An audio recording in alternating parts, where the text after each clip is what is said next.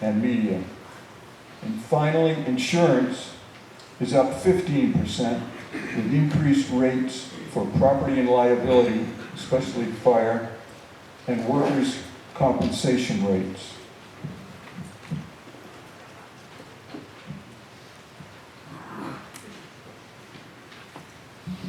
One further point you can see in this slide. An increase in our town budget does not necessarily mean an increase in our town tax rate. From 2022 to 2023, our town budget increased by 12%, but our tax rate actually decreased by nearly 10%, from 4.29 per thousand to 3.87.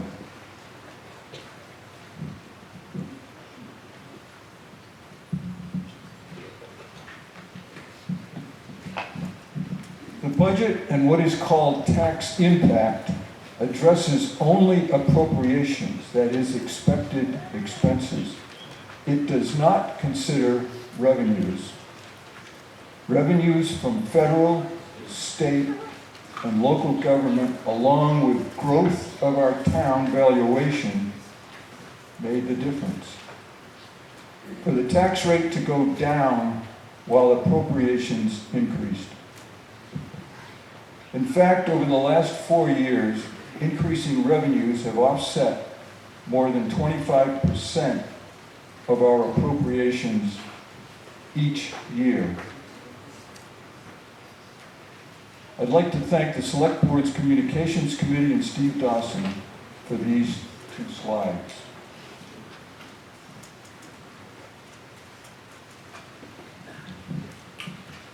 An important practical example of this is the comparison in this slide of total tax rate for 2020 and 2023. These are tax bills for a property I know well. As you can see, the assessed valuation remained the same during this period, meaning I made no improvements. The tax rate and my total taxes rose slightly, $123 over these 4 years. That's a 1.47% increase from 2020 to 2023. The effort to minimize property taxes in Brentwood has been notable. You can check this with your own tax bills. If you have not made improvements in your property during this time, your increase will be no greater than 1.47%. Be sure you're comparing the November annual tax rates. And finally, if you feel 1.47% is too great an increase, please come to a BudCom meeting, a Budget Committee meeting. We would like to hear your ideas, your concerns, and your suggestions. We have a very liberal policy for public comment. Thank you for your patience, and again, the Budget Committee recommends voting in favor of this operating budget. Great, so we have...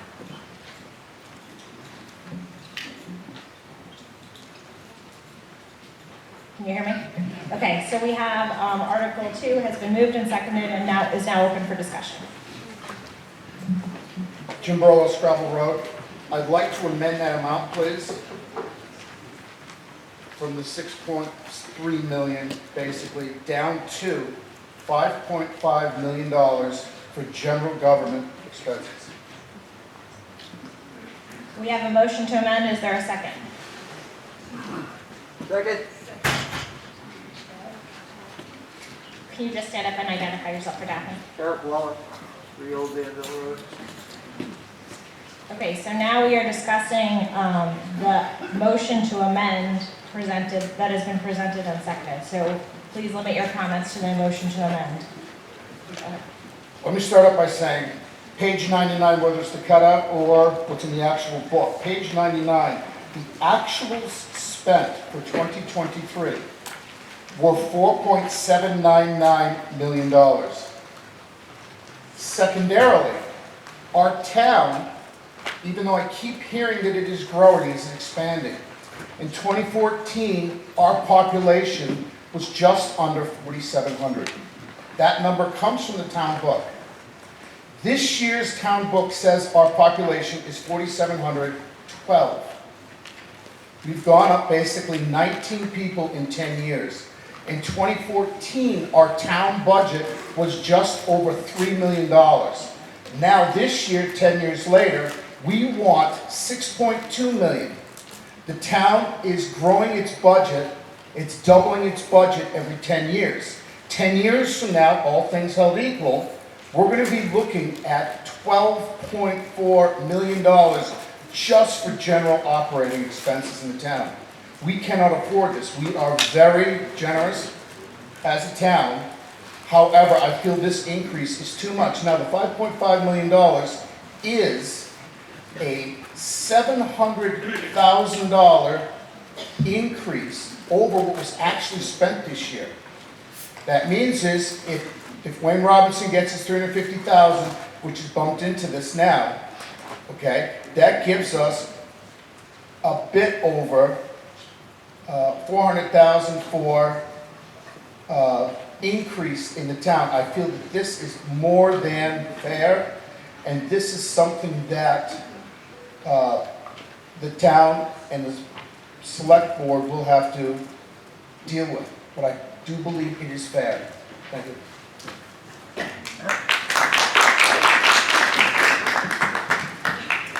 You can step forward. Point of order. Moderator? I don't know who's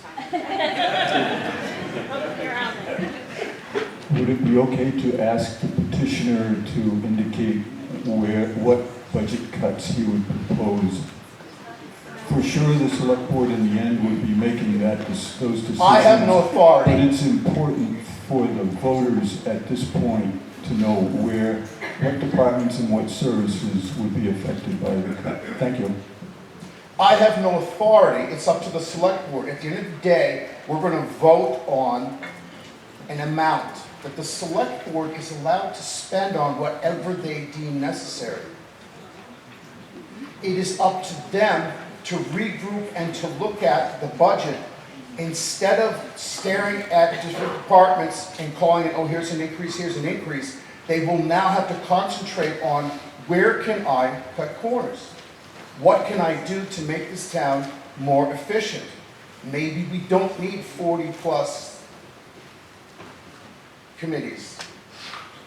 When the budget and the select board meet, they continually, in the meeting minutes, say, oh, we need this, we need that, we need this. No one has ever piped up in the meeting minutes and said, hey, the taxpayer can't afford all of this individual increases. So I want to limit you to responding to the question because there are people in line behind you. So if you don't have specific suggestions. It is not my purview. It is not my Okay. responsibility. It's up to our elected officials that represent the taxpayer. Okay, To be prudent. so now I'm going to allow other people to speak then. Thank you. Hi, Eric Turr, 33 Peabody Drive, speaking as myself and not an elected official. I think that this proposal lacks credible backing. If you listen to what Mr. Mitchell just said about the way that these budgets are developed, they include a lot of careful deliberation on individual line items. They take into account the needs of the town now and going forward, and they take into account revenue sources that may be available to offset increases. So I would propose voting against this, and since there's no one, oh, now there is. Also, what you're doing. What's that? What, after you. She's going to do what I was going to do to end this discussion. Okay. Thank you. So there was a woman in line before the question was asked. I just want to make sure if she wants to comment that she can. You're okay? All right. Katie Capola, 21 Dalton. So as a former employee of the town, I just want people to know that when you're cutting this budget, you're cutting people's livelihoods too. So we already voted in the police officer, right? So that job is going to be filled. So we can't take that $100,000. We have certain things that it goes to. So when you look down at raw tax, we're going to be cutting people. And you say taxes are high, what about the people that are going to lose their jobs because you're going to cut the taxes? So I want you to remember, this is a number, yes, I get it, I pay taxes. It's expensive, I get it. But there are people behind these numbers, there's insurance for people behind these numbers, there's things that you use in this town behind these numbers. So I urge everyone to, instead of looking at the money, remember, there's a reason that they came up with this number and they all agreed on it. And they also live in this town and pay these taxes. We all pay these taxes. This is crazy to cut the budget this much. It's crazy. And there's no reasoning. Yes, 10 years ago, it's doubled, but you look at inflation. What was gas 10 years ago? What were home prices 10 years ago? What were you getting paid 10 years ago? We just have to look at things. Everything moves on. And remember, there are people behind this. There's their insurance behind this. There is insurance for buildings behind this. Just remember, it is not just a number. No one's making hundreds of thousands of dollars. Please. And then I move to stop questioning and to vote on the amendment. So there are some people online behind you that. That's because they don't like what I said.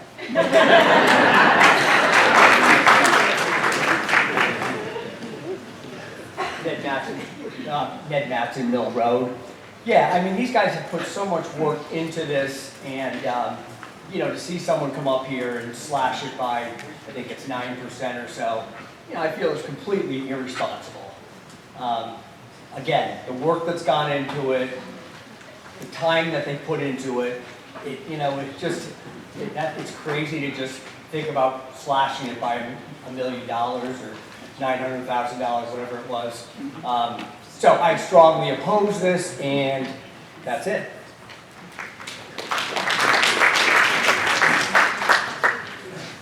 Okay, is there anyone else in line to speak to the amendment? Okay, then we. Kelly speaking as a private citizen, not part of the budget committee.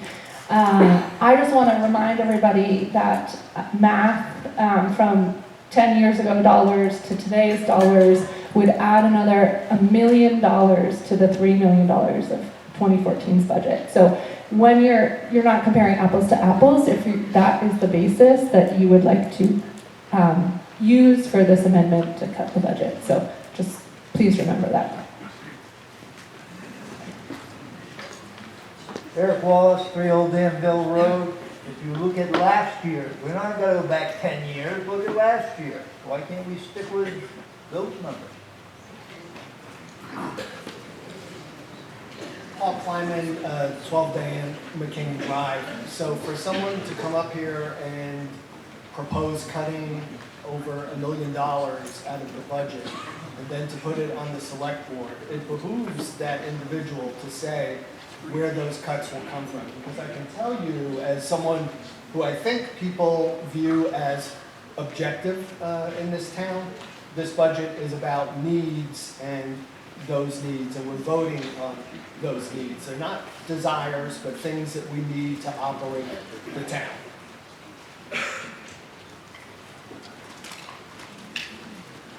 Hi, Jim Burrow, Scrabble Rug. I'll direct your attention to page 55 of the town book, Schedule 3. It shows a budget surplus. I know, revenues have increased, which offsets our increase in the town budget. I get that. It is not free money, it's secondary taxation that we across the state and federally are paying that comes back to us. So revenues have increased. Page 55, Schedule 3 is showing a budget surplus of over $1.5 million. We are overfunding our government based on up to $500,000 budget surplus shown in Schedule 3 and the additional $1 million that shows as part of the budget surplus. We do not need the $6.2 million if we had spent $500,000 less than actuals last year.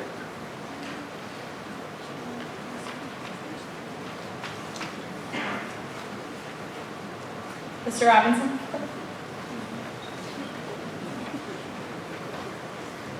Robinson, Route 125.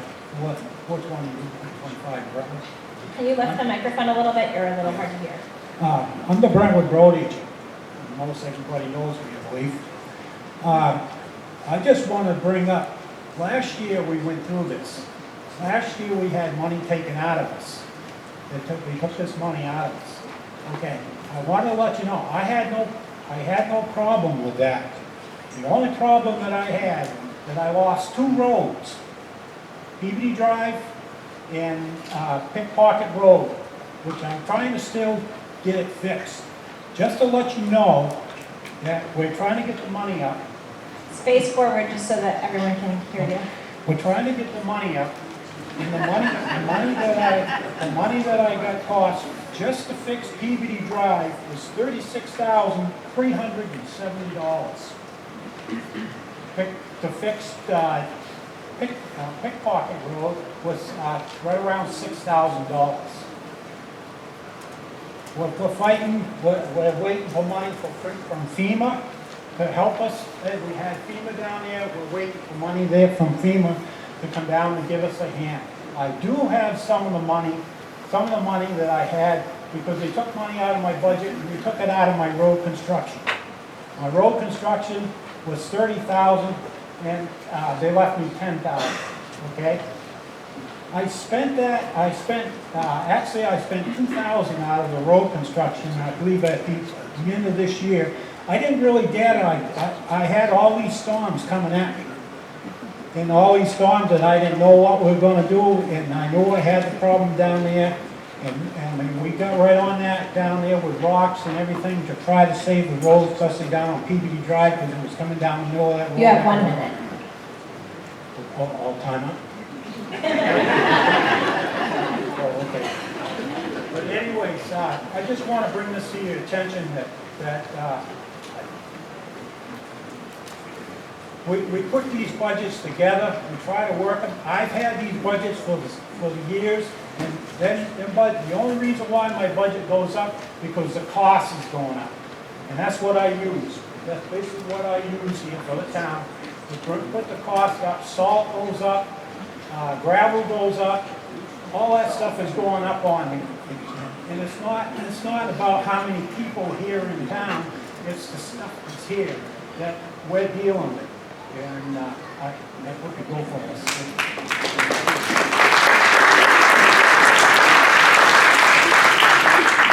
Eric Kirby, 33 Peabody Drive. Trying this again. I'd like to call the question. I actually have a flight to catch at Logan in a couple of hours, and I'd like to not be disenfranchised from participating in this particular vote. So with that, I hope people will vote down this non-serious. We have a motion to call the question. Do we have a second? Okay, one person was waiting to speak. I'm going to let him speak and then we'll vote on that. Go ahead. Spike from Scrabble Road.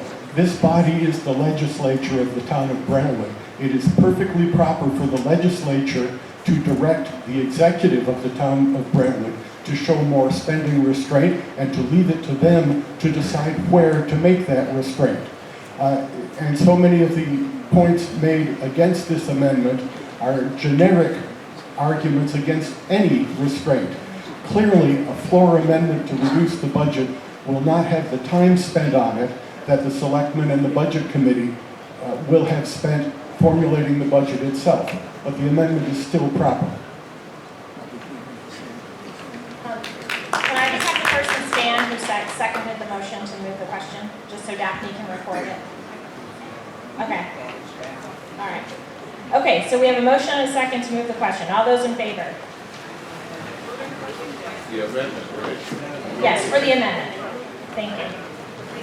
No, to move the question to vote on the amendment. That's what we're doing, and then we'll vote once we get there. Okay, all those opposed? All right, so now we are voting on the motion to amend Article number 2 to reduce the budget to $5.5 million. All those in favor, raise your hands.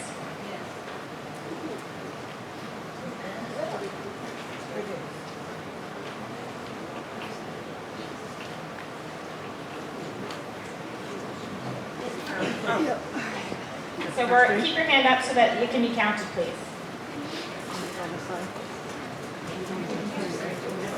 If you're in favor of the amendment to reduce, raise your hand.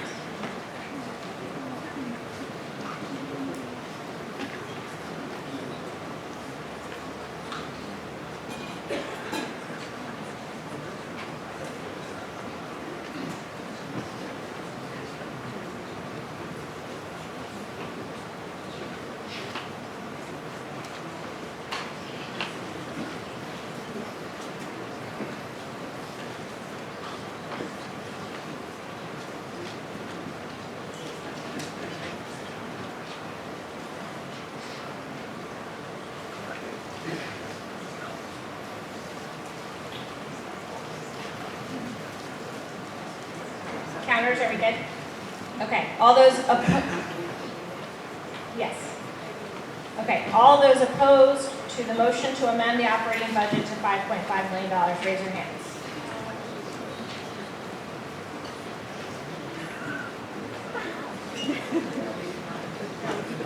Yeah, I think, okay, so the amendment is defeated. So we are back to Article number 2 as it is originally written. Can we put that article back on the PowerPoint, please? And we're discussing that. Go ahead. So I would amendment, list for South Road.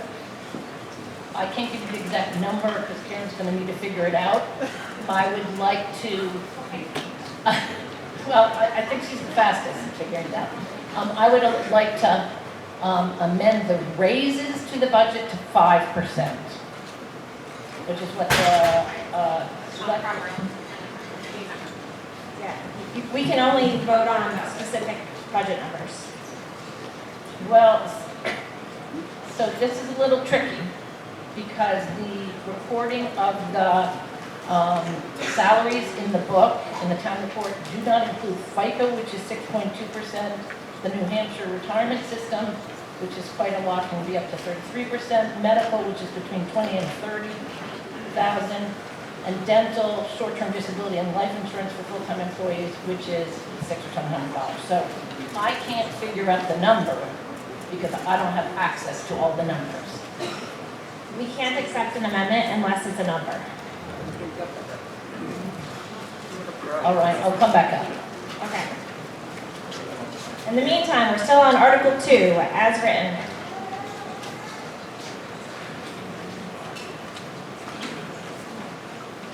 So 1 second, there's 9 minutes left. You can step up. There's 9 minutes left to vote on SB2. If you have not yet had an opportunity to vote on the Article 1, the SB2, you can proceed to the table of the left to do so. Okay, we're speaking about Article 2. Yes, Jim Hazard, 33 Mohawk Lane, and just for clarification, I heard people say that the taxes didn't go up or didn't go up much. So I'm more than happy to show them my tax bill, and I want to know where I'm wrong because my tax bill, December 15, 2022, 5944. Tax bill, July 3rd, 2023, 5916. Really close. It was not a lot. Tax bill, December 15, 2023, 6712. It went up $700 that second quarter. So I'm trying to understand that. And I didn't make any changes on the house, so I just want to. Madam Moderator, can I respond? Yes. Sure, thank you. Yeah, thank you for that question. What you are referring to is the total town tax rate, which did go up from last year. What we are voting on right now is the operating budget, which impacts only one of the 4 numbers that make up your tax rate. So that is the municipal number that went down from 4.29 to 3.87. So your town tax bill decreased, your overall tax bill increased, but that is outside of what we are deciding here today, which is only the town component of the operating budget. Thank you. So that was the same thing. You're referring to the town operating budget part, the increase in my tax bill that was due to the town Correct. operating budget. The warrant that we are voting on. Not the school, which is the other Correct, part. we have no control over the So school really, this is budget. because the school went. Thank you. Yeah. That's exactly what I Thank you. needed to hear. Jim Burlow, Scrabble Road. Quick question. Can I get a breakdown of the money that was encumbered off the 2023 budget and what it was spent on?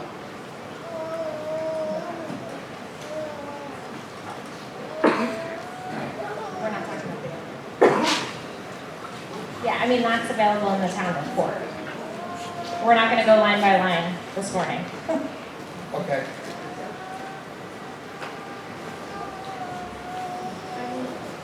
Move to question. I don't know how do you say that? Move to question. Call the question. Okay, so we have a motion to move the question, Article 2. Do we have a second? Daphne, are you good? Okay. So all those in favor of moving the question, please raise your cards. All those opposed, please raise your cards. Okay.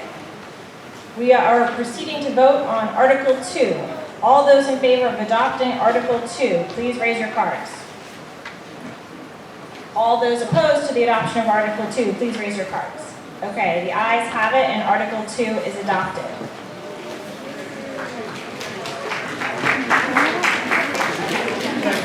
We have a motion to restrict reconsideration and a second. All those in favor of restricting reconsideration, raise your cards. All those opposed, please raise your cards. All right, we are going to move on to Article 3. Do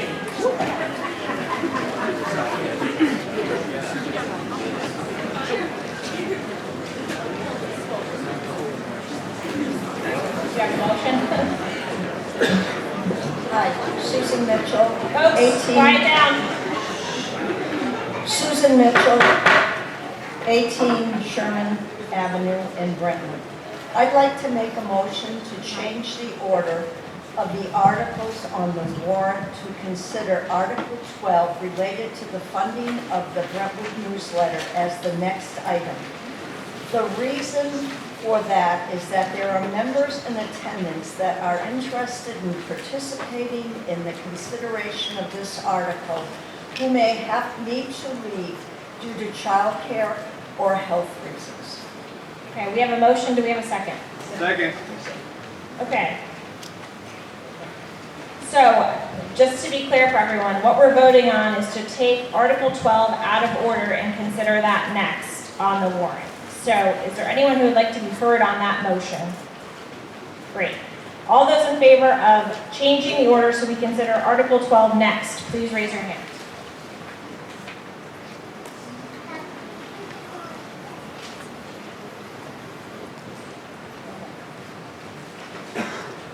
All those opposed?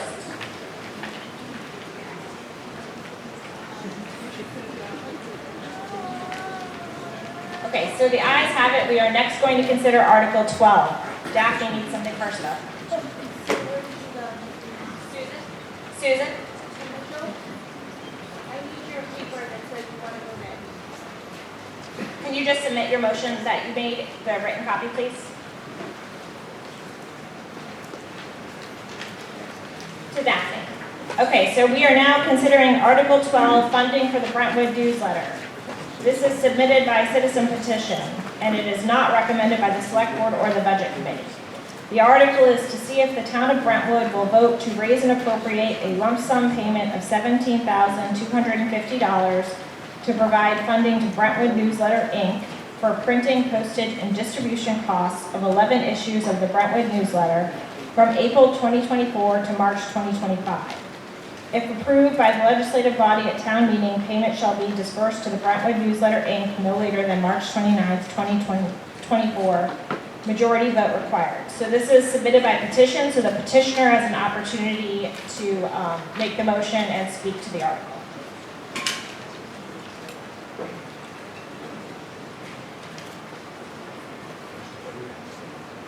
You can stand there. Yeah, you have to stand there, but you need to make the motion and have it seconded first, please. So, want to read Nope, that? just say I move that we adopt Article 12. I move that we adopt Article 12. Do we have a second? Second. Okay. Okay, now you have time to speak to the petition. I'm Jim Hasher, and I've been the editor of the Brentwood newsletter for just about 1 year. Why I'm here this morning with a warrant that was signed by over 100 residents in just over 1 weekend. Well, last year the Select Board stated that they had lost trust in the B&L and decided not to fund it. I'll focus my presentation on looking forward rather than dwelling on the past. On a positive note, I believe that B&L losing funded had some unintended consequences. The B&L Board responded to the loss of funding by regrouping and taking these positive actions all this past year. They brought in new people who had diverse perspectives and new, fresh ideas. They appointed a new editor-in-chief and added a fourth new member to the editorial review team.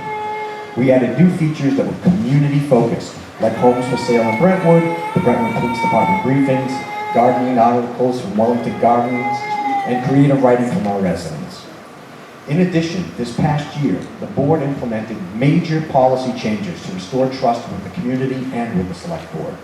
The B&L continues to provide space for candidate statements from individuals running for elected positions, but candidate endorsements are no longer printed. We continue to print residents' thoughts and opinions so long as they align to the mission statement. Topics must be Brentwood related and submitted by Brentwood residents. National, global issues will be declined unless the author can specifically relate it to Brentwood. No attacks against specifically named individuals, groups, bodies, organizations will be allowed. All submissions are reviewed, whether they be from residents, elected officials, or even from myself, the editor. Often, the author and the review board work together to modify submissions to ensure that no content may be seen as divisive, politically motivated, or not relevant to Brentwood. Most residents I speak to feel that these changes have been noticeably improved this past year. My warrant states that a lump sum payment shall be dispersed to the B&L no later than March 29th, intending that the town would fund the B&L for a full year. The select board has commented that the town should not probably pay upfront for newsletters that have not been delivered. We will work with the town to determine appropriate methods for the B&L to receive funds, and as a first step, after, I will make a motion to amend my warrant so that the town does not pay for issues until after they are delivered. We will also work with the town to determine a better process for future B&L funding, a process that would meet the needs of the town and the B&L. In closing, I'm asking you to please vote yes to support keeping the Brentwood newsletter a community treasure for all of us. And when I say all, I mean all residents, elected appointed officials, boards and committees, local charities, businesses, schools, town organizations, and all our town employees. Town funding will greatly improve the B&L's ability to work together with the town and ensure the B&L remains a community resource for all. And I humbly ask for your yes vote to keep the Brentwood newsletter. That's all I have to say, and I don't know if it has to get opened up to others before I make a motion to amend my warrant. You can make the motion, but before you do so, I'm going to announce that we are closing voting on SB2. So last chance. All right, voting is closed on SB2. That's Article 1. Okay, now your motion to amend. So I'd like to make the motion to amend my warrant that I submitted based on the feedback that I've gotten. I have copies of it. Yeah, we need a copy of it and we need a second. So I'm going to read it. Motion to amend Article 12, funding for the Brentwood newsletter, to see if the town of, so this would be the new language, to see if the town of Brentwood will vote to raise and appropriate $17,250 to provide funding to the Brentwood Newsletter, Inc. for printing, postage, and distribution costs of 11 issues of the Brentwood Newsletter from April 2024 to March 2025. If approved by the legislative body at town meeting, payment shall be dispersed to the Brentwood Newsletter, Inc. quarterly upon publication and delivery of said newsletters.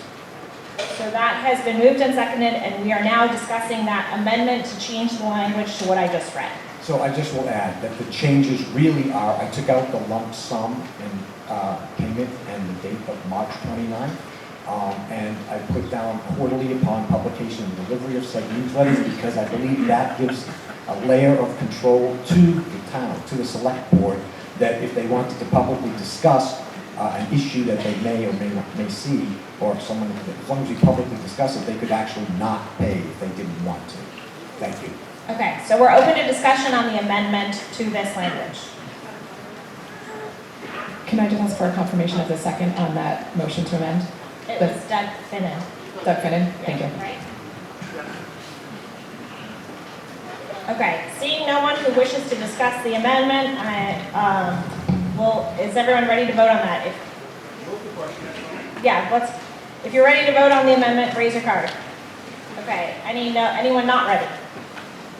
All right, we are now voting to amend the language to the amendment proposed by Jim. All those in favor of the amendment, raise your cards.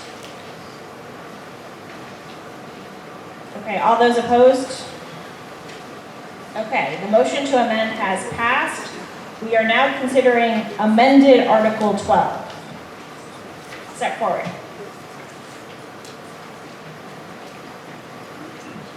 Jeff Donald, 83 Middle Road. I'm here to speak against this article. If the Brentwood Newsletter is trying to sell a service to the town, it needs to go to the select board and go through the normal process, not try to foist it on all of us here. If the Brentwood Newsletter is a nonprofit that's asking for a donation from the town, it needs to go through the regional association process, just like the other nonprofits who are requesting funding from the town. The town decided a few years ago we didn't want individual nonprofits coming to the meeting and each asking for their own share of funding. We set up a committee for that process, and now the newsletter is sort of doing an end run around that process. So I'm just going to say vote no on this article. Thank you.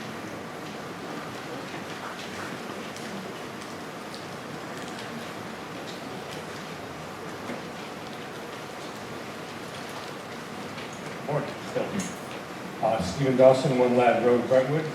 Speaking against the proposal. I appreciate what Jim has said and appreciate all the volunteer work that goes into the newsletter. I realize it's valued by many in the town. However, it is not the town newsletter. It isn't. The Brentwood newsletter is an independent, nonprofit organization with a self-selecting board of directors, which the town has no control over, the community has no control over. It appoints an editor for whom has changed in the last couple of years a couple of times. It can change again. The town has no control over the selection of the editor. The policies have changed. They can change again. The town has no control over that. And the town certainly has no control over what goes into the newsletter. There's a lot of good value to the newsletter. It has been able to receive support from individuals over the last year to continue operating. If people in the room today really value the newsletter, they should do so directly by contributing to it. I do not want and I don't believe it's appropriate for my tax dollars to pay for what is still private, independent opinion and information. So I hope that the newsletter can continue as a separate private organization as it has. The town has no ability to have influence over. I think that places the town in some degree of jeopardy, legal jeopardy, if it's the primary funder of a private newsletter. Thank you.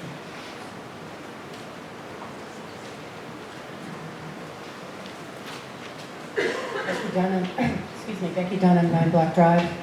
I'm the chairman of the Regional Association Committee, and this year in the budget process, we moved the Regional Association funding under the Welfare Department.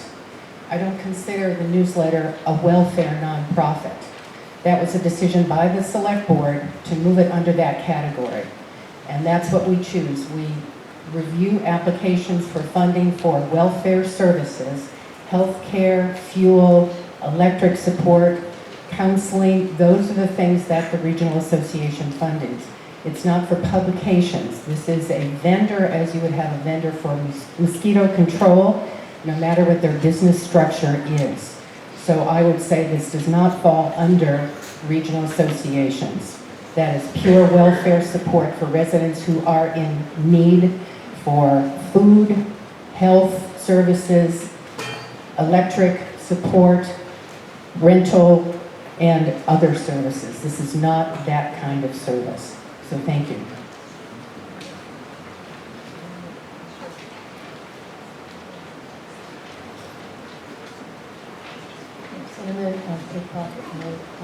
Can you tilt the microphone? Deb Salmon from Pocket Road. I just want to say that I agree with Steve Dawson, what he said, and I think that there's a town lawyer that might be able to explain what the difference is from a real town newsletter versus that we don't have with the Brentwood newsletter. That would make it why we wouldn't really pay for it, because it is a separate entity. The town has no control. It's better than it was a year ago, but it's still kind of funny, some of the things they put in there, religious and whatnot, for a town newsletter. But anyway, I thought like that might help clarify the legal position of the town with that newsletter. So we have a question for town council. Laura, would you prefer me to address that? I feel like it might be more appropriate for the select board to address that, because I don't think Laura was the council that was involved in these discussions when this came up at the select board last year. As Jim Hajar mentioned, there was a change of editor. The prior editor had refused to enter into any kind of contract with the town, as you would expect to do with a vendor. Jim Hajar, when he became editor, had expressed some willingness to think about entering into a contract or a memorandum of agreement, and our board was working on that. As part of that process, we drafted a draft memorandum and discussed it with town council. Town council advised us to stop the process because town council did not feel that there were any legally enforceable ways for a town to influence a private newspaper publication, and therefore a business relationship between the two entities was simply not feasible or in the best interest of the town, and advised us to part ways with the newsletter and encourage the newsletter to operate as a privately funded organization.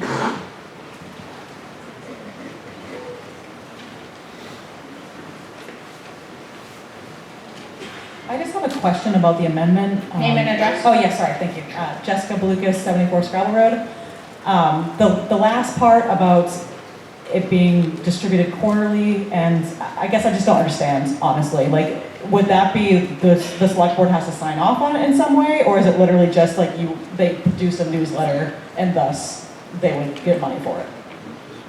So it changed it from a lump sum payment in March to payment quarterly after the newsletters are published and distributed. So no select board approval or anything, it's just like if the newsletter goes out, they get money. Is that correct? Jim's shaking his head no, but I think It's an the way it's advisory written- appropriation, so all funding that's dispersed is at the complete discretion of the select board. Okay, thank you.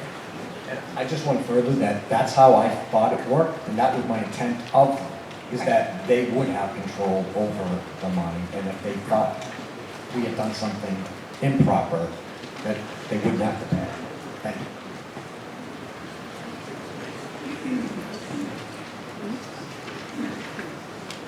Good morning, my name is Darren Daly, I live at 162 Pickpocket Road. I'm against this on a couple of reasons. One is, where's the governance?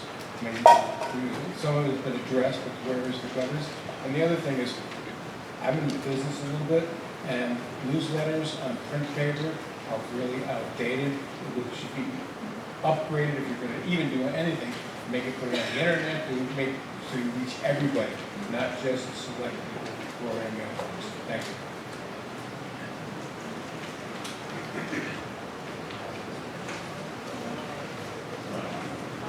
Julie Galita, 62 Lyford Lane, speaking as a private citizen.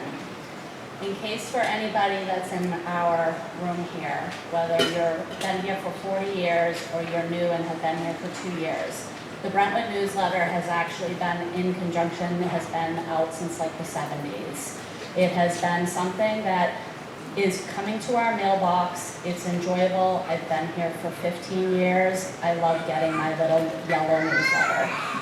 Has there been things in the past that rubbed people the wrong way? Absolutely. Not everybody is going to agree with people's opinions on things in our town. However, what I feel is that I think our town and our board of selectmen could actually work with the Brentwood newsletter to bring it back, like Jim said. They have made a lot of changes. What I feel is there's a group of folks in our town and on some boards that have their feelings hurt. They didn't like what they heard or read, and now they're trying to completely bury it and put a gravestone over it.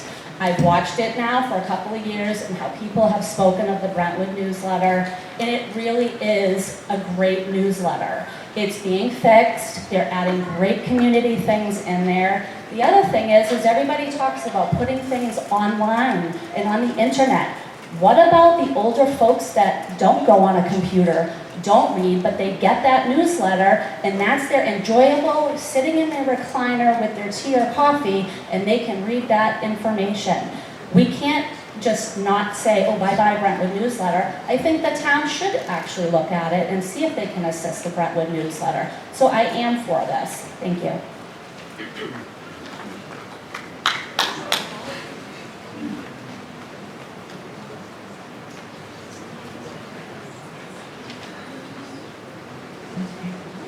Kathy Blaisdell, Scarborough Road. I am in favor of this. I appreciate receiving my Brentwood newsletter every month. I feel like there are important community notices. I apparently live too far west to receive the Exeter newsletter. I live too far east to receive home delivery of other publications. And I think that it's important for us to receive these kinds of notices. I'm sorry that there are things that people have taken exception to. I don't believe that that's been intentional. I think we all experience conflicting opinions, but everyone is free to have something put in the publication if it is not offensive, which I think is very important. And I would like to see the town fund this newsletter so we can continue to receive it.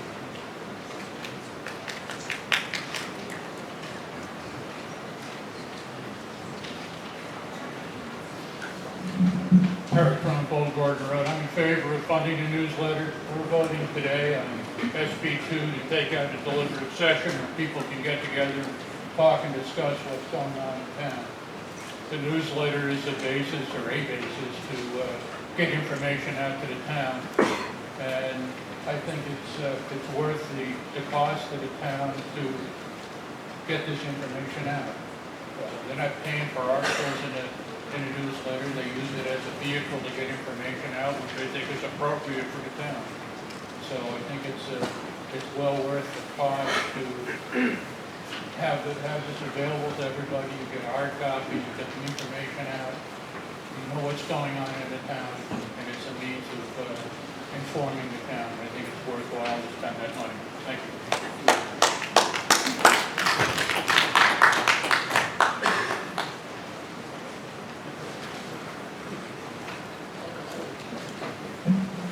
Melissa Litchfield, Eleanor's Way. So I'm just curious, why is the warrant article for the Brentwood newsletter funding advisory only, but the warrant article for the operating budget is not advisory only? I'm going to let town council answer that. All warrant articles are authority to expend. No warrant article makes it mandatory to expend. So the selectmen can spend less than the operating budget. They can choose not to buy a cruiser if that's in a separate article, and there's nothing in the law that makes petition articles any different. Kind of like it was inappropriate to ask the member of the town exactly where he wanted cuts to come from when he wanted to cut the operating budget. Right. People can't hear you, so I'm just repeating what you said, right? Yes. Thank you, that's what I thought, okay. So what I'd like to do at this point is, I'm not sure if people remember, but 2 years back, actually, the town did vote at town meeting to go ahead and fund the Brentwood newsletter. And the members, some of the current members of the select board decided on their own, even though the legislative body, legal legislative body of this town did choose to fund it, they on their own chose not to fund it. So again, this has come before us. I would like to ask once again that we have a ballot vote. I know some people put it out there because they feel it's a way to drag meetings on or lengthen things. That's not it at all. That sometimes people are just not comfortable voting a certain way in front of their neighbors or other people. So that's why I am requesting a ballot vote on this, please. I do have the adequate 5 signatures. Yeah, can I have the written request, please? And can the 5 people who signed this just please stand up so I can confirm that you are present?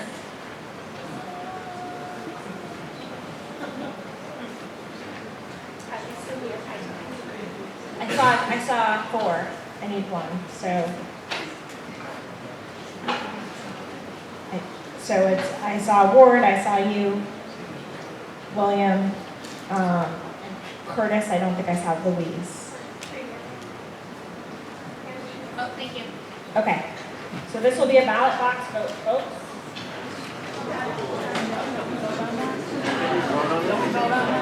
Oh, we're not voting yet. Speaking as a private citizen, Becky Dunham, just a few points to make about the newsletter. I am a volunteer for the newsletter and have been for about 10 years. I worked with the previous editor, Linda Rousseau, all those years and found it to be a valuable resource to me no matter where I was in my experience in Brentwood, whether as a parent of children in school or a new voter or trying to get involved in community organizations. It was a valuable source. The points I would like to make is that for everyone in the audience who brought his or her newsletter with them today to use as a resource, please lift it up into the air. If you have it in your pocket or in your lap, please bring it. They're using it as a resource for election information, for warrants, for community events. So please consider that is something people like, and mine isn't held up, it's back in my seat. So it is something that people use. They brought it to election day when they were voting, and they use that as a resource to reference candidates' information. And the candidates appear in that newsletter. Everyone is asked. So share your copy.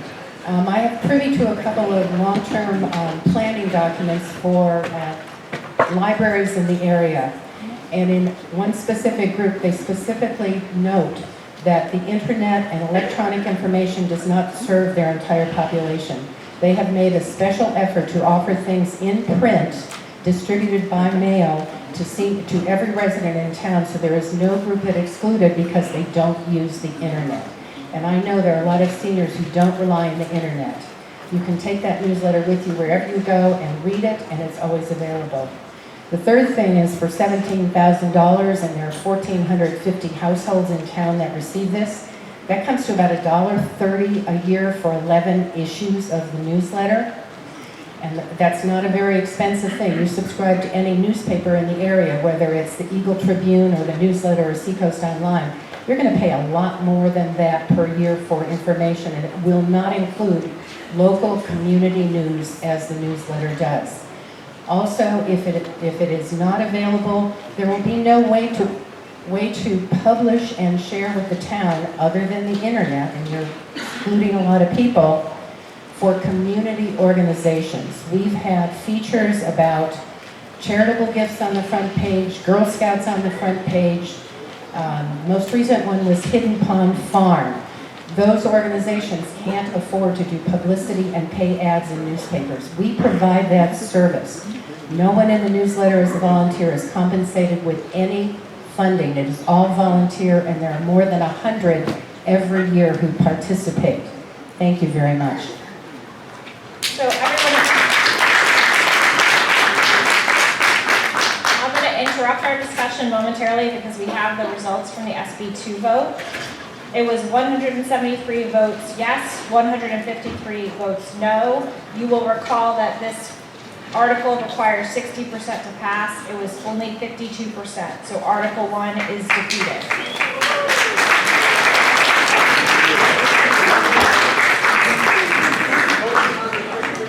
We have a motion to restrict reconsideration of Article 1. Second. Okay, so we're pausing our consideration of Article 2 to vote on a motion to restrict reconsideration of the vote on Article 1, which is the SB2 vote. All those in favor of restricting reconsideration, raise your cards. Okay, all those opposed? Okay, the ayes have it, and we have restricted reconsideration of Article 1. All right, I'm going to turn us back to Article 12 now. 173 to 153. All right, back to Article 12 as amended. Go ahead. Hi, Taylor Smith, 267 South Road. With me, I bring over 15 years of contracts and compliance experience, and not an attorney.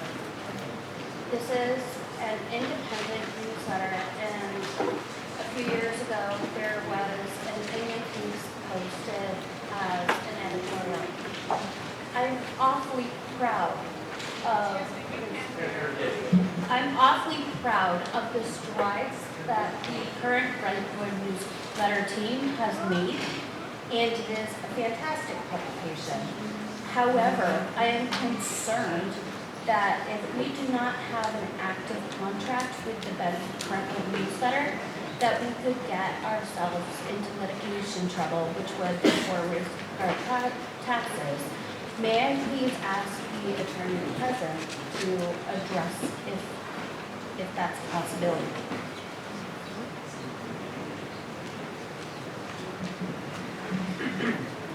So the problem I can think of is if the town is paying for it, it could be construed as governmental speech.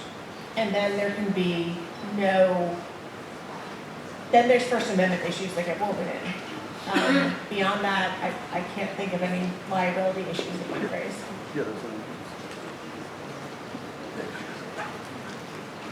Thank you for clarifying that. I would like to oppose this amendment as there is not a current contract in place and we were not able to get that in place in the past. Thank you.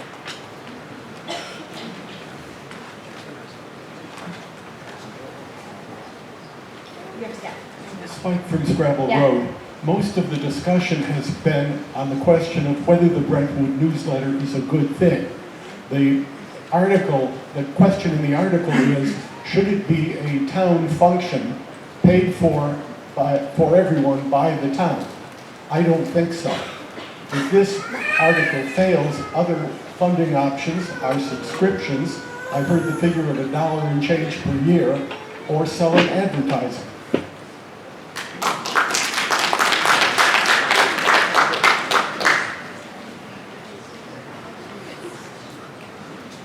My name is Kathy Geigen. I live at 16 Parsley Lane. I would just say that I'm in favor of this amendment. I have seen the changes that have happened with the paper in the last year. And I agree with many of the things that others have said here, what Julie was saying. And I really would just like to see us move forward with the Brentwood newsletter and get support from the town. Thank you.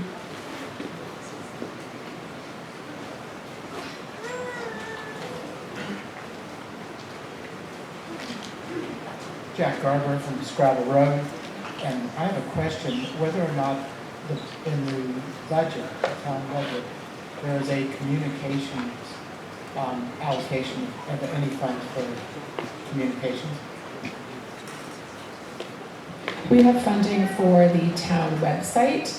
We do not currently have a line item for a printed newsletter. How much does the website cost? Karen, off the $6,000 a year for the current contract that we're under with our brand new website, which you haven't checked it out, you should. Well, considering that's, and I'm not always in favor of increasing taxes. However, in this particular case, since that's such a minimal amount of $6,000 on a town budget of over $62 million, 6 million, whatever it is, which should have probably been 55, but nonetheless, I don't see the amount that's being asked for of $17,500 would be an unreasonable sum to provide communication to the residents and citizens of the community. And on that basis, I would support this.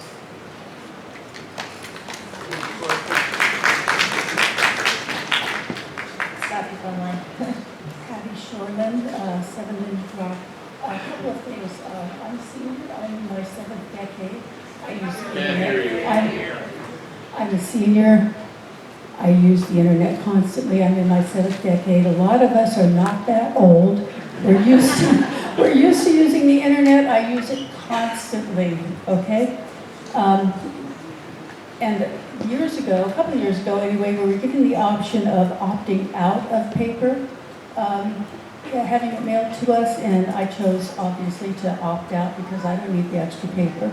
But I do look at it every month online, and I appreciate what's there.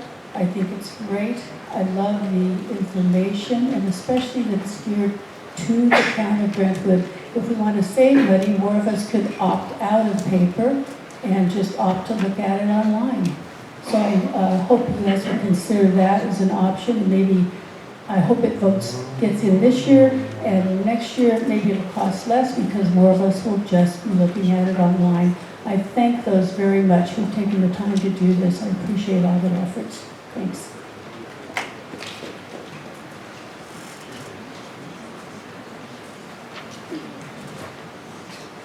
Gabby Kelly, 86 Mohawk Lane.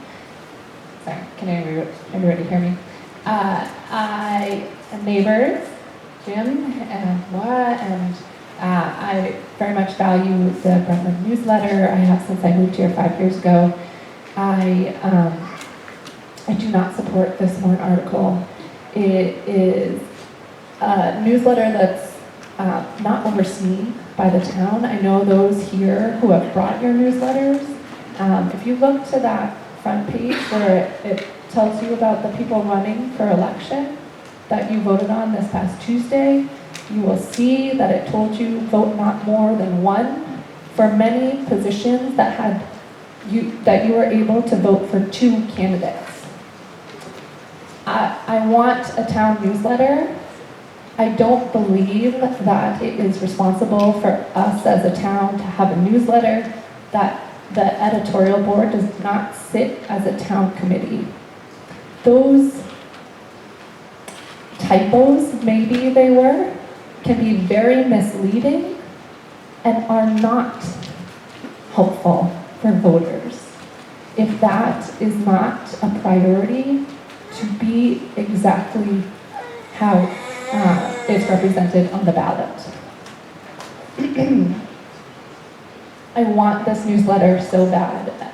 I'm hoping that with the communications committee that we have, that maybe there is a road forward eventually. I do think that the volunteers have done amazing things and put so much time and effort into this friendly newsletter, and that hopefully there is a way forward and some sort of capacity as a town committee.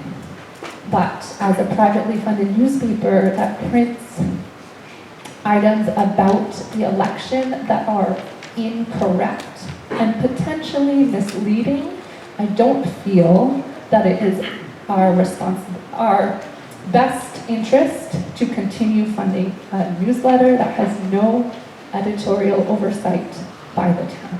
Thank you.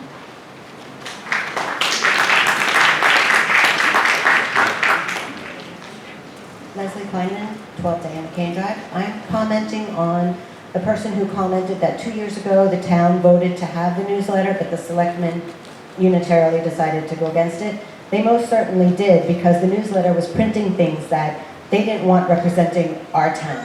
There were some extremely offensive things being put in the newsletter, and we didn't want our name assigned to that, so I think they did right by defunding it. Having said that, I do think Mr. Hajar has done a great job. I think he's trying to change that and make it a better newsletter for everyone. But I don't think the town should vote on or should support something that they don't have control over.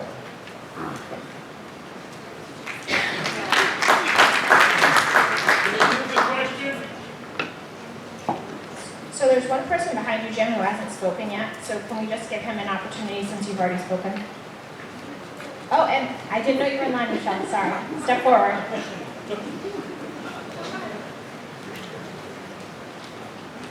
Can I make a friendly amendment? Or too much to do? Well, my opinion, I'm going to say it. I like the newsletter, I'm not going to get into all the reasons. But I do think it doesn't belong in this meeting, the decision to spend that money. It should be with the select board. We shouldn't have to come back every year. And I think public opinion would be, if enough people complain about it, and the letter may either change, which it did over the last few years, I think, in a positive. And if the complaints are so there and there's things that are not going on, select board would have the right to just basically discontinue it or bring it back up here if they need to perform some other kind of thing. But really, it's kind of a donation. I don't know where we would put that on the current budget, but there's a way to put another line item in there as donations. I would suggest we do something like that.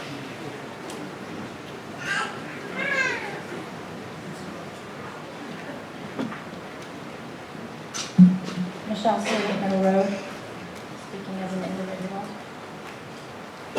I've been in the back of the room writing comment after comment, so they're not in any particular order, but bear with me. So first of all, I guess I'm saddened to hear people continually bringing up things of years past, some of it 2, 3, 4 years past. A lot of great changes have taken place with this newsletter, and kudos need to be given and appreciated for that, and we all need to let that old dirt go. It's a valuable resource to the residents. As a new person coming into town, I've been here for quite some time, but I can only imagine that the people coming into the new developments receiving that yellow paper that tells them all kinds of things about the town that I'm sure they would not know. And yeah, they could go to the website, but they would need to know where to look on the website to find that information. So as a resource, it's invaluable, actually, in my opinion. As far as this procedure here today, as for funding, this is how it's been done for over 40 years. So we're just following that protocol that it's been done since our inception. Let's see. Anyone is invited to participate in the newsletter. Anyone is invited and encouraged to write an article. You're invited and encouraged to come help. I don't know if everybody here who has participated in the newsletter would maybe raise their hand or stand up. We have 30 to 40 people, thank you, Letty, who volunteer with this newsletter each month. So whether that's submitting an article, putting together the newsletter, proofreading, labeling, stamping, getting it to the mailbox. There's a lot of people in this town who participate in that. It is the oldest volunteer organization in the town. Somebody said something about it going digitally. I think we've already covered that. All of the issues are online on the Brentwood newsletter website. This is a service to all residents. Whether you necessarily look at it or not, it is pertinent to every resident. Thank you. And it's the only print thing. I mean, I think you all know that Carriagetown News is no longer going to be in print, so even anything that might have been printed in there will not be available anymore in print. And for all of you who think digital is great, yeah, it kind of is, but so is being able to hold a piece of paper. Someone commented about private funding. I think I would like you to please understand that everything that happens with the Brentwood newsletter is volunteer-based, and having been a newspaper editor who ran a subscription paper, that's not an easy thing, and it's a very time-consuming thing, and it's an impossible thing to ask a bunch of volunteers to do. And I guess the last thing I will address is the error that was commented on in the recent issue, not for nothing, and I'm not throwing anyone under the bus because I wouldn't do that. But our town report this year says 2023 on the front and 2021 on the side, so mistakes happen. Thank you.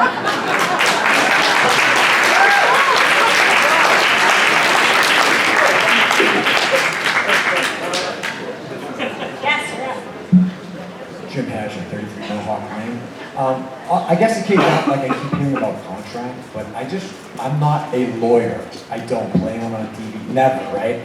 But I'm pretty sure what I had heard is that and I don't think we need a contract between the town of Brentwood and the nonprofit organization called the Brentwood Newsletter. If anything, I think that would be worse for the town. I think that would make it look like the town somehow had involvement in what we were doing.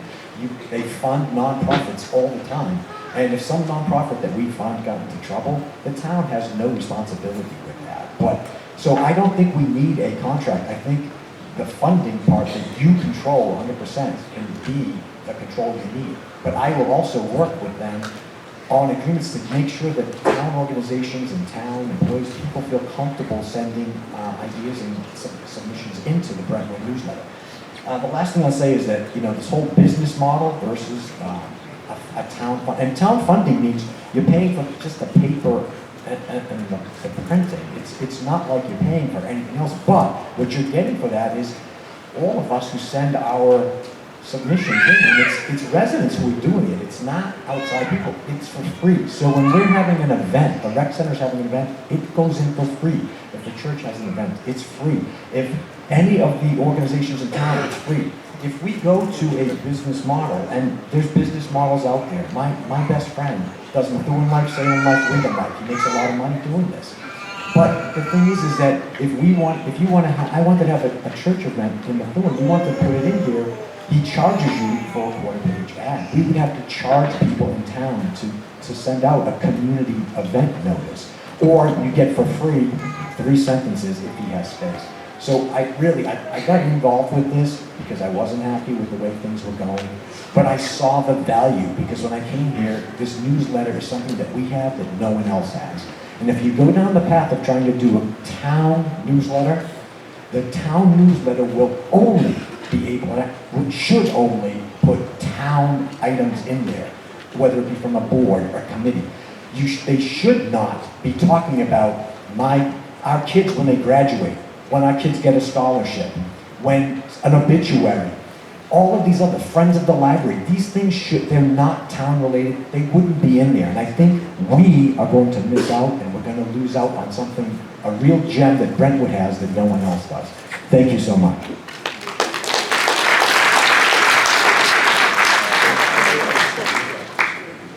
Ned Matson, Mill Road. Yeah, I just wanted, to say also, this isn't about the money. I mean, this is about oversight.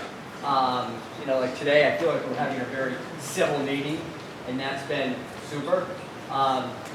In the past, I mean, I'm not trying to go back, but it's been very divisive, and when opinionated articles are allowed to be published, and again, no oversight, it's unfortunate. Thank you.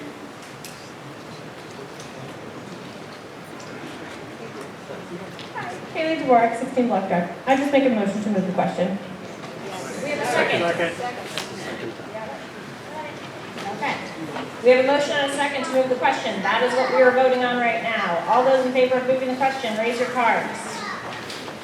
All those opposed, raise your cards. Okay, the ayes have it, and we are ready to vote on Article 12 as amended. It is a secret ballot, so we're going to go in orderly line to the 2 tables on the side. Please take your seats once you have voted.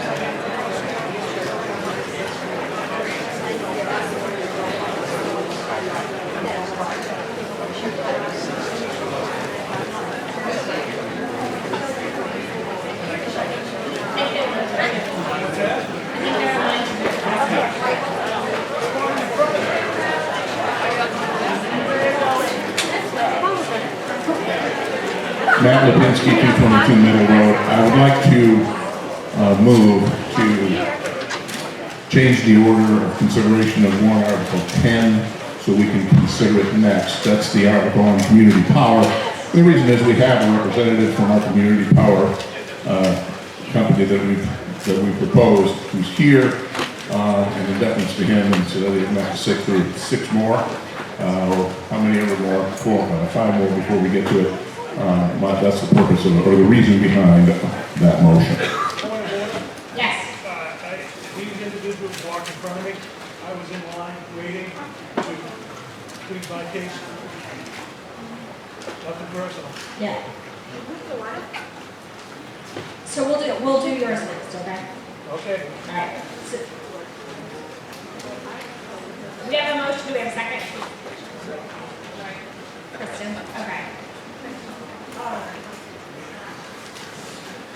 The crowd really thinned out.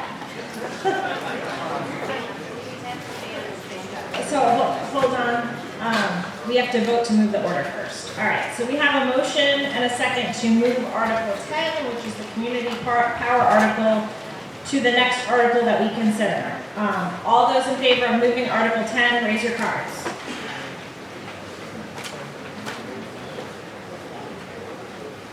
All those opposed, raise your cards.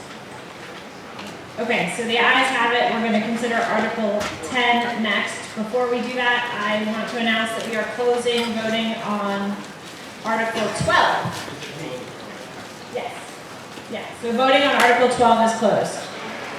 All right, now Article 10. So first we have to read it and have the select board and the committee have the opportunity to speak on it. All right, so your trusty glasses. All right. Article 10, community power recommended by the select board. To see if the town will vote to adopt the Brentwood Community Power Aggregation Plan, which authorizes the select board to develop and implement Brentwood Community Power as described therein pursuant to RSA 53-E:7. The program would provide a new default electric supply and new renewable energy supply options for customers in Brentwood, with the aim to reduce electric supply rates as well as provide renewable energy supply options if desired. There is no cost to the town budget and no obligation to participate. Customers can opt out at any time and return to their default utility default service. Majority vote required. Select board member Paul Kleiman is going to speak to this, but do we have a motion and a second first? Second?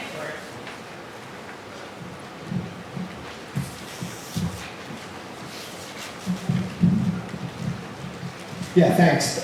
To me, this one is a no-brainer. So basically what we're doing is having community power and standard power come to New Hampshire and Brentwood locally, and that would give us the leverage in terms of electric rates, because now we can have the entire town be part of that and use that leverage to have stable rates and lower rates.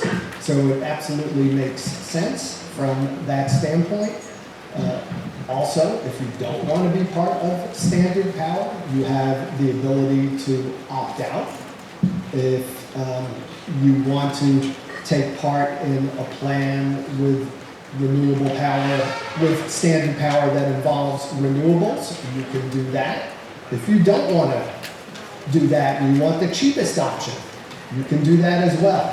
So this is all about flexibility, choice, lowering your electric rates, and it seems to me an absolute no-brainer. I understand that people can go out into the marketplace and do that for their electricity, and they're still able to do that. That those people who are in the marketplace competitively, that will change. The only thing that will change will be, instead of Eversource, that monopoly being your default electricity provider, you will now have standard power, and we will have that opportunity to leverage that as a town together. So to me, this one really is a no-brainer. I know I gave personal opinion along with that, which maybe beyond where I was supposed to go, but I feel strongly about it. Mr. Mitchell, on behalf of the Budget Committee. It's not a mic, but.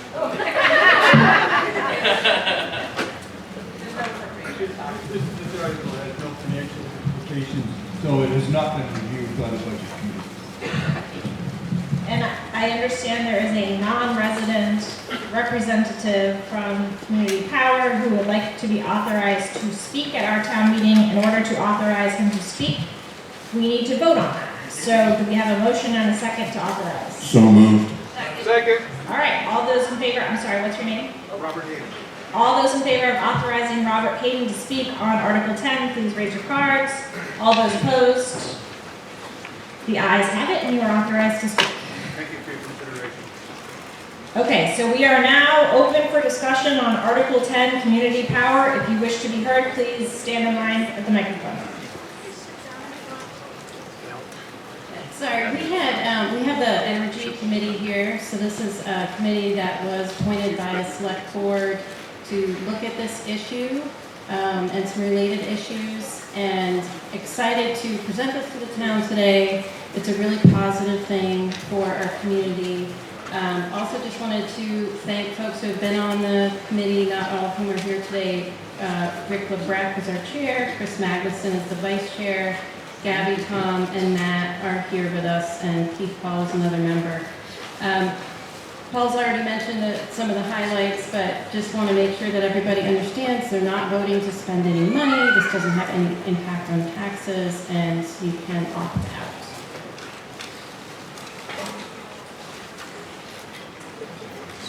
Matt Lipinski, 222 Middle Road.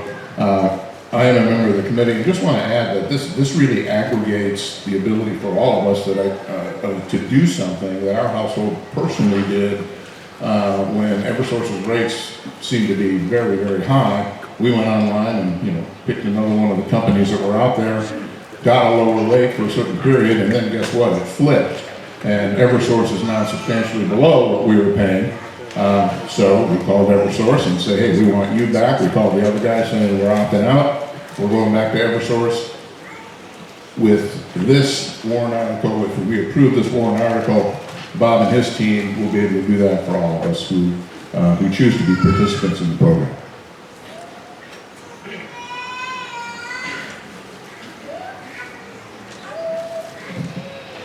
Jessica Lucas, 74 Scrabble Road. I just have a clarifying question. So when there was the Eversource spike and everyone was looking into alternative companies or whatever to go with, there was discussion of like supplier versus provider, and I'm wondering how that factors into this. Hi there. So I'm Bob Hayden from Standard Power, and I'd like to clarify one point before I answer that question. Standard Power is a consultant for the community, and if you approve this program, the only change you'll have in your electric bill is that there is one line where the supply of the electricity is referenced, and that will say Brentwood Community Power. So Standard Power goes out and purchases that electricity on your behalf in a competitive bid, and that's what you'll see on your bill. Does that answer your question? I think that your bill is split in two, who owns the wires and the equipment, and that will continue to be Eversource. So Eversource still physically supplies the energy to you. Then the other half of your bill is who you're buying the energy from. That's the part of your bill that would change.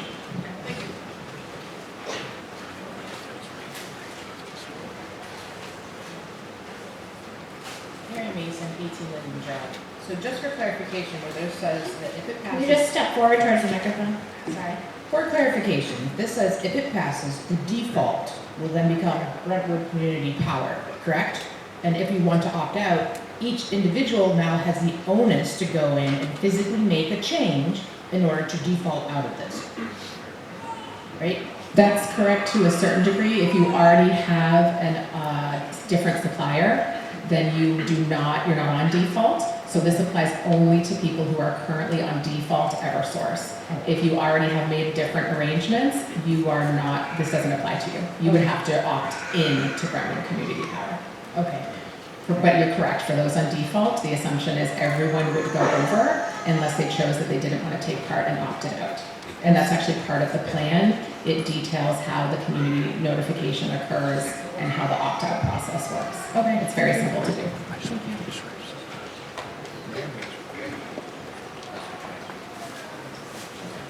Hi, it's Kaylee Dvorak, 16 Electra. I just have a clarifying question. So we have solar panels on our roof. Obviously, when we overproduce, Eversource buys that power. Does that work the same way in this setup? That's a great question. It's my scenario. I have had solar for quite a while. So the real answer is we offer to look at your electric bills and tell you exactly how it would work. So you're welcome to contact us if you approve this plan, and we will look at your electric bills individually. We've done this for, I think, 655 customers of Eversource and other utilities so far. So there are scenarios where we will tell you to opt out of the plan because it's better for you. And there are scenarios where financially it might make sense, but we do want to take the time to offer individual service to everybody who has your situation. So congratulations on taking that step into renewability, and we will be happy to help you when you adopt this program. So I'm going to pause our discussion on this article to give the results on our vote from Article 12. Article 12, the yeses were 131 and the noes were 110. It required a simple majority, so Article 12 has passed as amended. Is there a motion? Okay, we have a motion to restrict reconsideration and a second. All those in favor of restricting reconsideration, raise your cards. All those opposed? All right, we have restricted reconsideration of Article 12 as amended. I am turning our attention back to our current discussion about Article 10. Please step forward.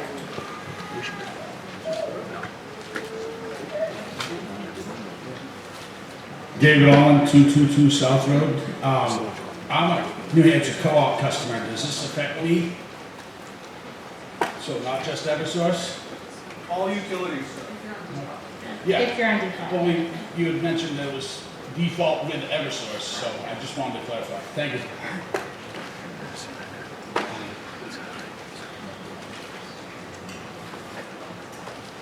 Robert Mason, 18 Lincoln Drive.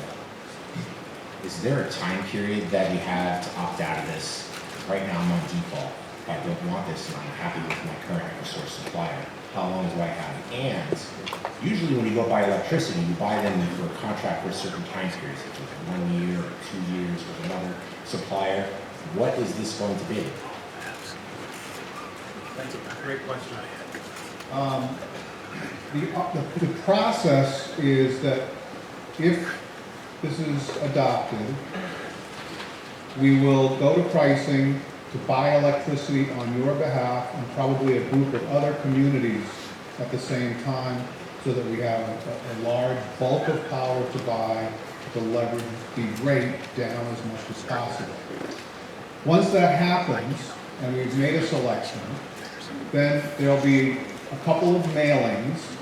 First, a notification that the program has been adopted, and secondly, a more detailed letter that offers you the choices and the opportunity to opt out. That will be available, that choice period will be 30 days after you receive the letter, plus another 6 days for return postage. Once that happens, on the next meter read date, the program will go into force.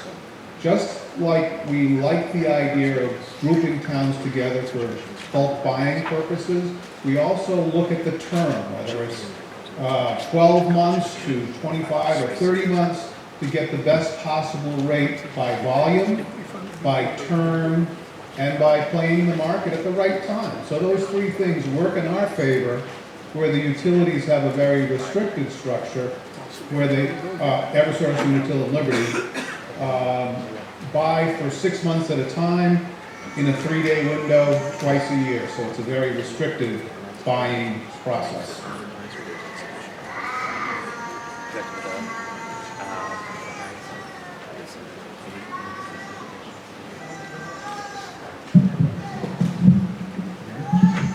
Roger Gallo, Gordon Road. My question is how community power would affect those of us with geothermal heat systems that get a heat smart rate from Eversource. Thanks.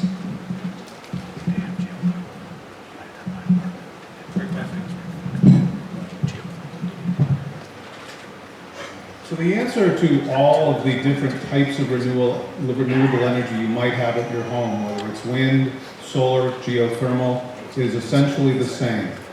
We can probably help you with this program, but because the data is largely unavailable from the utilities on exactly what we should do immediately, we offer a look at your electric bills and give you what the best options are for you. Again, that's great that you're participating in a program like that, and I would be happy to talk to you if this is adopted specifically, because that is rather unique.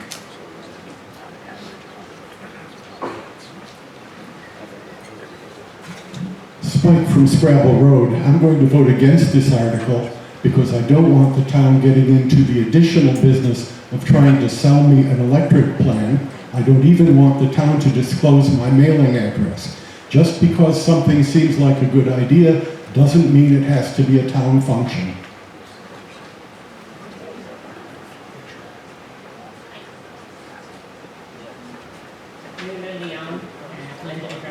Just step forward so people can hear you. Nula Leon, Linden Drive. If my understanding is correct, and it may not be, community power buy this from Eversource. So they are the middleman. They pass it on to us, the costs. They would mark it up and pass it on to us. How would having a middleman decrease costs?